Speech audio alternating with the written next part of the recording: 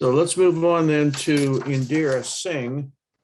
Indira is going to talk about the Plants for Planting Manual, which is a comprehensive manual that consolidated all of the phytosanitary import requirements for propagative material, including seeds.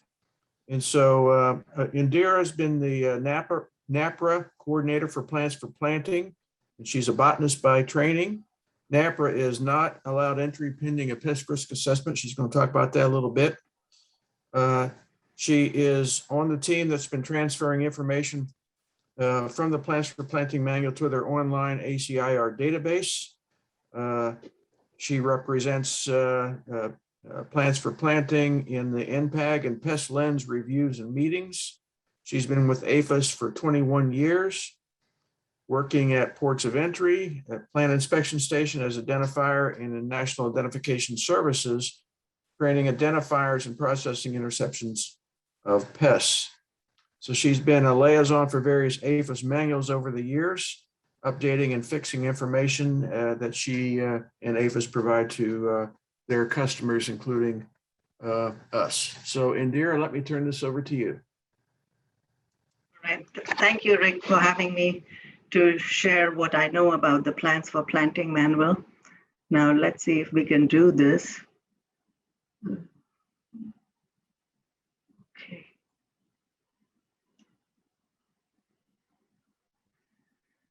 So tell me when you can see my screen.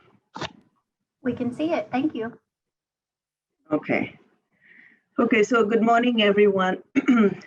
I'm with APHIS Plants for Planting, and we are going to go over some of the items that we have in this manual as pertaining to seeds.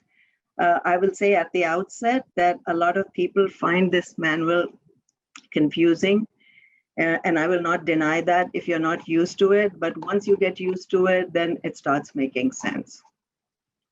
So the best way is to go to the contents. And here you will see that after the contents and introduction, we have these chapters: the general restrictions, specific restrictions, plants for planting from Canada, because they do have, certain different regulations, and we are, pretty lax with them. Then we have the post-entry quarantine chapter, which I must tell you, we are trying to phase out, and many of the PEQ taxa are being moved to NAPRA. Then we come to chapter 6, which is the list of plants for planting.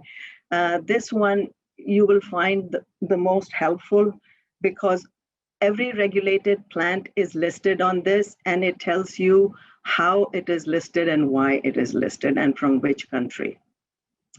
Then we won't go into the pre-clearance programs, but the protected plants that are protected by CITES and the Endangered Species Act, and then a little bit of information about the plant inspection stations. So let's start with the general restrictions.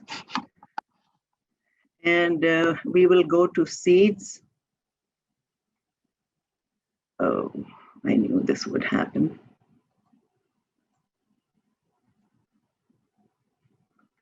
Sorry about that.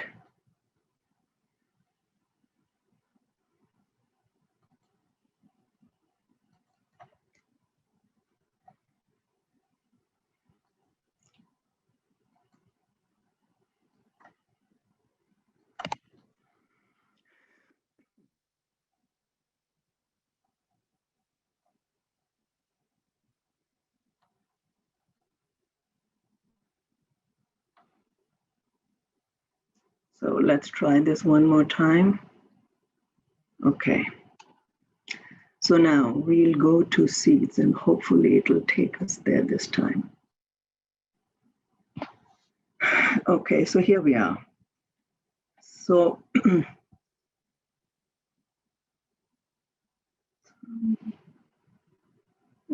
seeds are 230. 215. Yeah, last time we tried this, we had a problem, and now we are having it again. Yeah, worst case scenario, maybe we can go to chapter 6. We're starting to get tight on time, but that may be the most important one for this group. Yeah, but yeah, we can try that. But this morning when I was doing it, it worked fine. And now it's not. So I'm just going to try it one more time and then we'll go to chapter 6. Okay.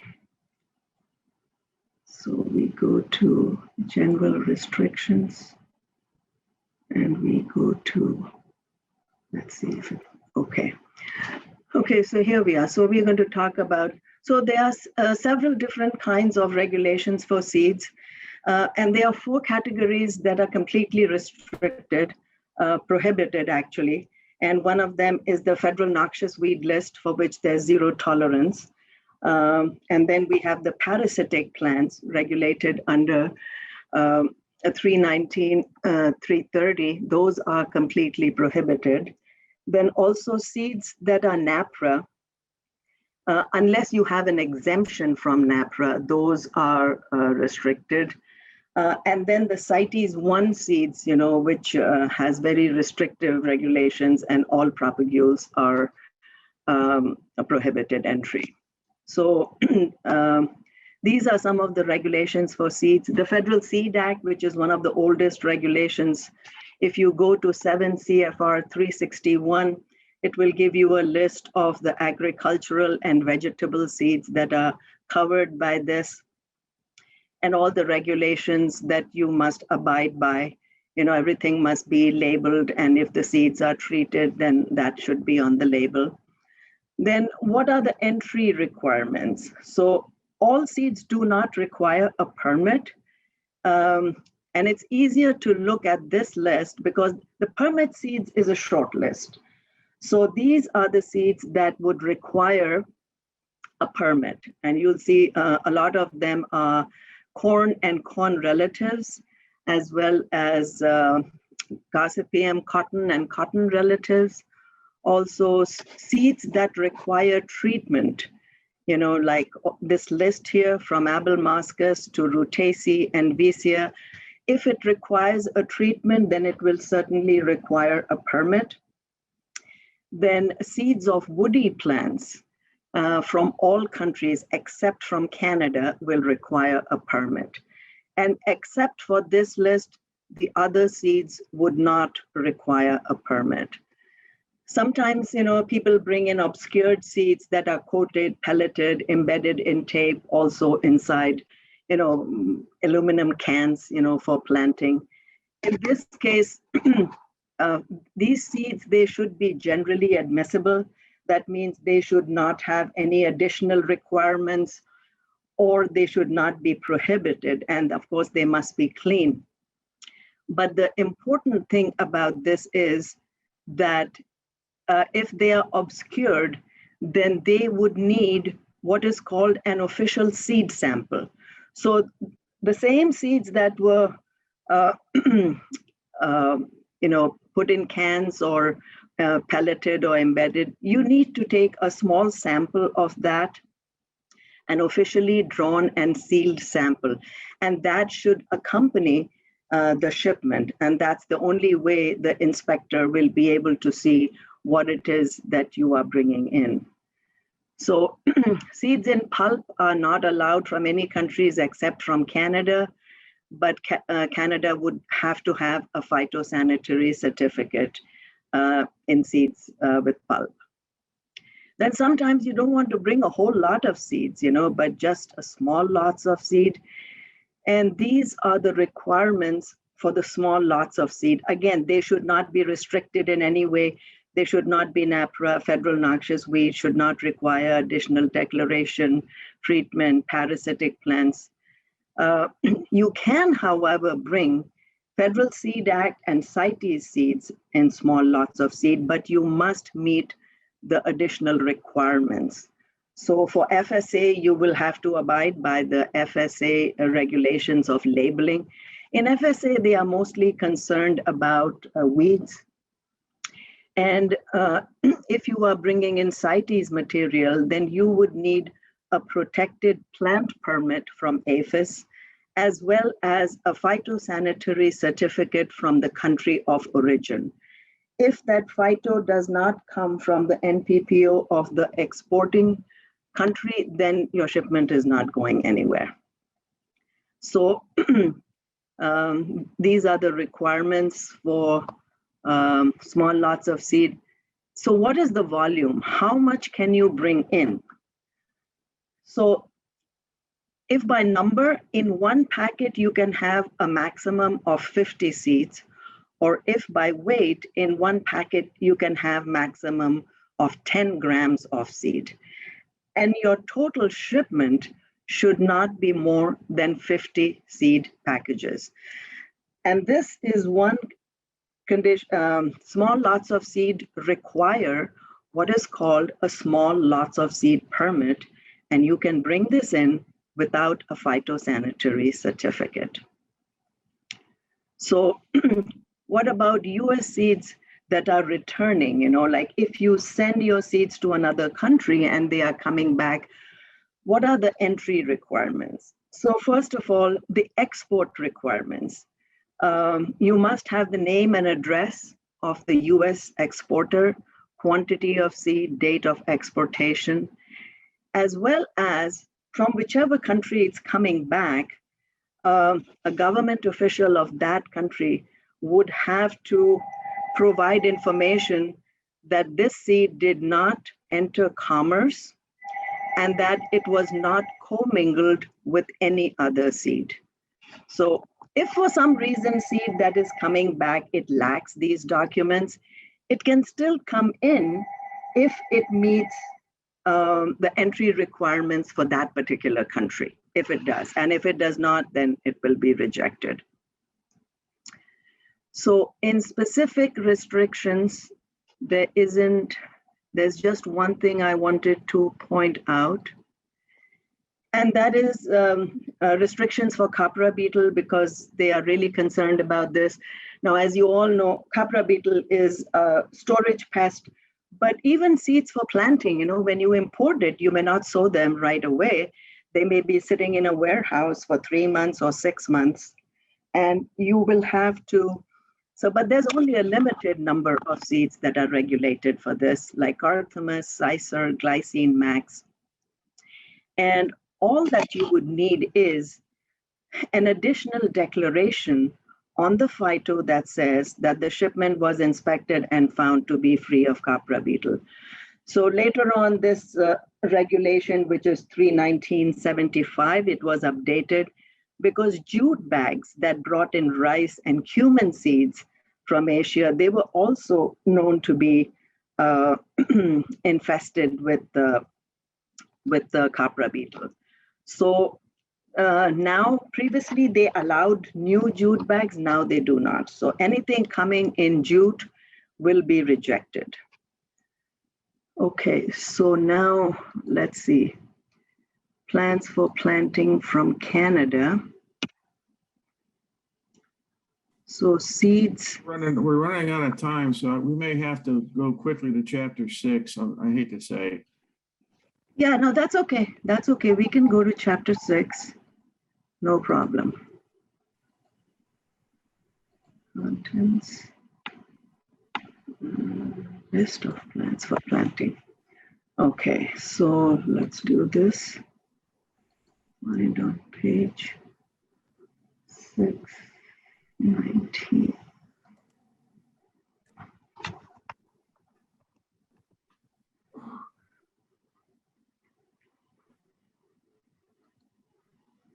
So here I just want to show you how chapter 6 is organized. In the first column, you have the scientific name, common name, and family. Then in the second column, it tells you which part of the plant is regulated. In the third column, it tells you from where it is prohibited.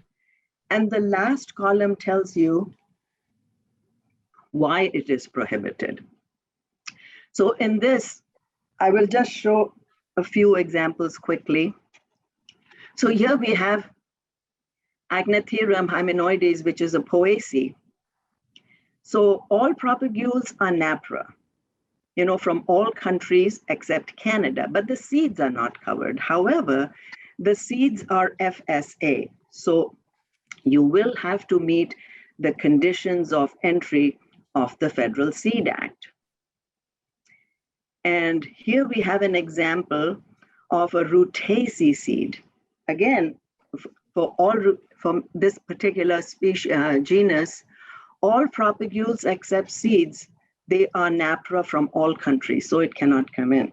However, the seeds can come in. If the seeds are coming in from this list of countries, then it would require treatment. So you can find all this information in the manual. And so that is one example. And now we have just 2 more pages to go through here. 35.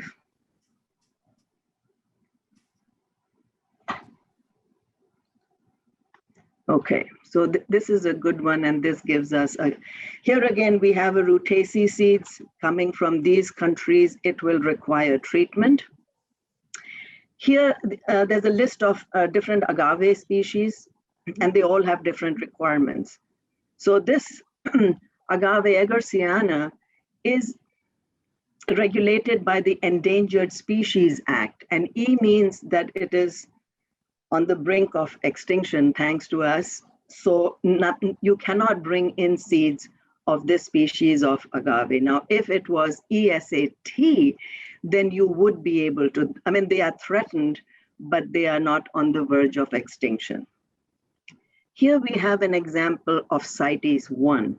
So in agave parviflora, again, CITES 1 is the most restrictive, and all seeds would be prohibited. However, if it is CITES 2, most of the CITES plants are in CITES 2, and there's a small number in CITES 3. But CITES 2 usually does not include the seeds, but it does give exemptions, unless it is specifically mentioned that the seeds are included, it does not include the seeds. So agave Victoria Regina, you can bring in the seeds. And if you see here, after CITES 2, you see number 4, which is the exemption. And number 4 exempts a lot of things, like plants in vitro, cut flowers and greenery, seeds, pollen, and spores.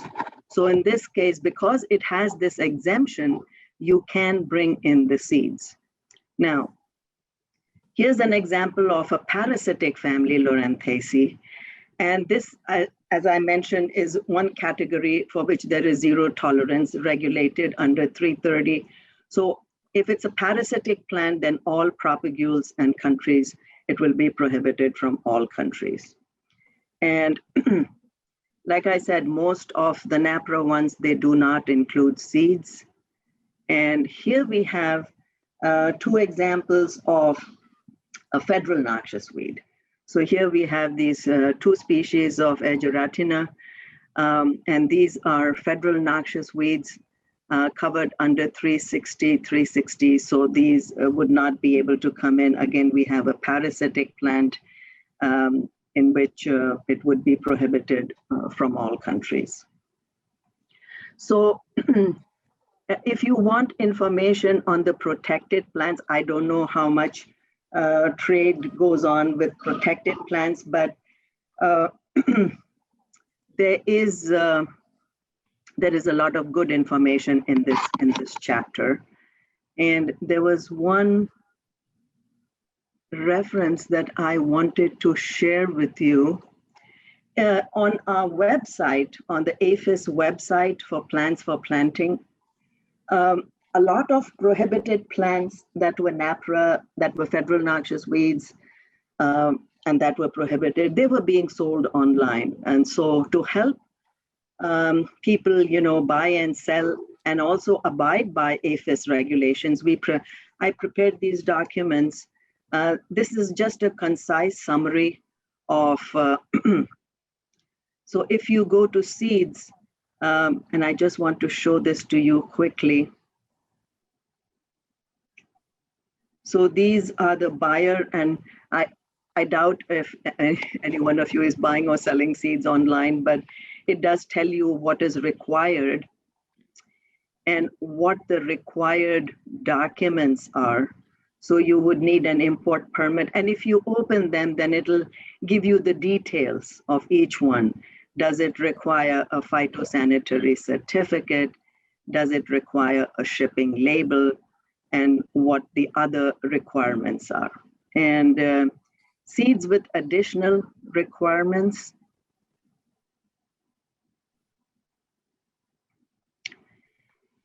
Here it gives a list of all the seeds that require an import permit, small lots of seed, obscured seeds, seeds that require treatment, regulated under the Federal Seed Act, protected by CITES and endangered, and seeds that require testing, like nowadays we are testing tomato and capsicum seeds for the pospeviroids and the tomato brown rugose virus.